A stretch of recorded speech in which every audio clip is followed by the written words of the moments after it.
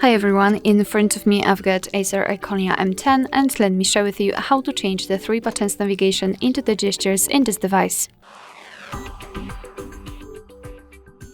So let's start with opening the settings, and here we have to scroll down to the very bottom to find the system.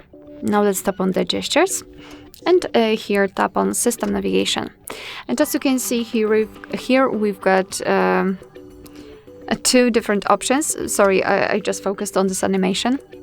Here we've got 2 different options, the 3 buttons navigation and the gestures. So simply tap on this top option, and now we've got the animation of how to use the gestures. I'll also show you how to use it. You can customize this option here just by tapping on the settings icon, and you can either swipe to invoke assistant or change the back sensitivity to be lower or higher.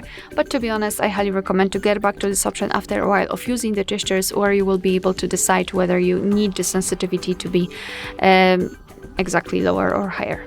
Alright, so in order to get back to the previous page, just like by using the back button, you have to swipe your finger from the side to the center of your device, just like that. And if you can see this arrow, just release the finger. And as you can see, we just got back. The same situation from the left side. If you want to get back directly to the home page, simply swipe your finger from the bottom to the center of your device, and make sure that this motion is quick and short.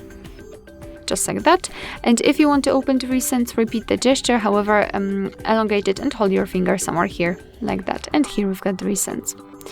Alright, so and that will be all. Thank you so much for watching. I hope that this video was helpful, and if it was, please hit the subscribe button and leave the thumbs up.